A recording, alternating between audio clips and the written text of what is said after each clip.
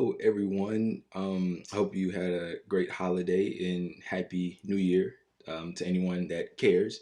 But in this video, I thought a great way to bring in the new year would be to briefly discuss the downward spiral of France. And we're not going to do it in much of a general sense because that could go on for a very prolonged period of time. Because France's downward spiral, of course, being led by their clownish leader, Mr. Emmanuel Macron, has a very deep and dark and ominous history, as we all, of course, should know. But what I want to do is I want to get into kind of sort of a bit of a development in France that is spearheading this downward spiral or this downfall in general, that's of course aided by the West at large, and a little bit of what Mr. Macron plans to do in this new year that of course would aid to the current attrition of the French working class, much like the American working class is suffering here in this country if you indeed do live here as I do. So I have an article from it seems France 24, and the title of the article is the following. Francis Macron says pension reform will be carried out in 2023. Now, if you've been following politics for some time now, you know that when they throw out that word reform, it's not what reform actually means. It's always something bad for the majority, for regular people just trying to make a buck and live their lives in the best way that they know how. That word reform, I've grown to realize, and hopefully you have as well, is so destructive and ominous. When you hear the word reform, you should quite literally clutch your pearls and worry deeply because something bad is about to happen. Some policy is about to get changed that's going to change your life for the worse. Okay. So this article goes as follows. Reforming France's costly and complicated pension system was a key plank of Macron's election platform when he came to power in 2017. Note costly and complicated. But his initial proposals provoked weeks of protest and transport strikes just before the COVID-19 pandemic hit. Macron put the initiative on hold as he ordered France into lockdown in early 2020. We need to work longer, he said in a televised speech, adding that the reform would be implemented by the end of the summer.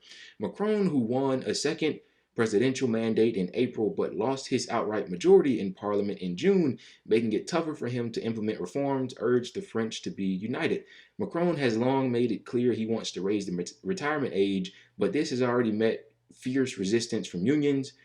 And according to polls, is deeply unpopular with the public. In his New Year's speech, he also urged the French to continue with energy savings, saying this was one way for the country to avoid electricity cuts as the war drags on in Ukraine.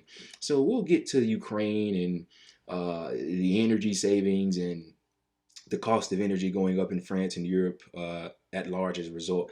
But what I want to do is I want to really kind of look in on this statement that I just read in the beginning of that article.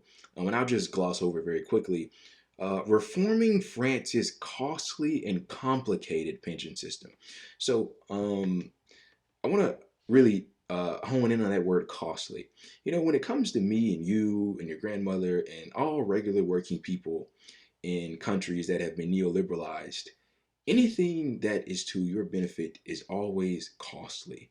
It's always costly. It's always complicated. It's a drag. It's too much. We need to dial it back. We need to reform it. They always need to reform things that are decent for you. And they're not going to reform it by making it better. They're going to reform it by either making it worse or taking it away either entirely or a little bit. But the goal is always to completely get rid of it. So Mr. Macron, needless to say, as you guys have seen in the media, throughout his tenure as the leader of France, has been the subject of vast amounts of protests and disagreements from the French people. He's, I believe, been slapped on several occasions. He's had things thrown at him, obscenities said to him that he is very deserving of. I mean, this is a guy that lost his majority because of his lackluster inability to lead such a country. Truly a terrible figure that has nothing to offer except for word salad and neoliberalism and basically being a puppet of the US government. That's pretty much it. That's all France currently is, at the very least, when led by such a character such as himself. But he's going into 2023 with these goals in mind: getting rid of the pension system, that's what reform means, and continuing to the attrition of the French working class, squelching them by attributing to their current high energy cost, simply because of old Ukraine. And looking at the war in Ukraine, that has attributed to the sanctions that were put on Russia, that have attributed to this high cost of energy, with basically Europe as a whole taking a large portion of their energy and oil and gas from Russia. I believe the number is somewhere around 40%. This was previously, but with the sanctions and the bannings and the stopping of the imports of these specific commodities from Russia, well, the prices have skyrocketed, and they've been looking to other areas to receive it, such as one being the United States, which they have to get at a higher price, which really shafts the working people, not only in France, but in Europe.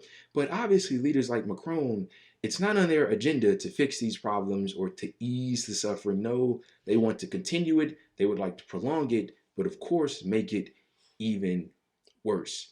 And so, this is what France has to look forward to in 2023. The downward spiral of this country will, of course, continue with Emmanuel Macron valiantly leading the way.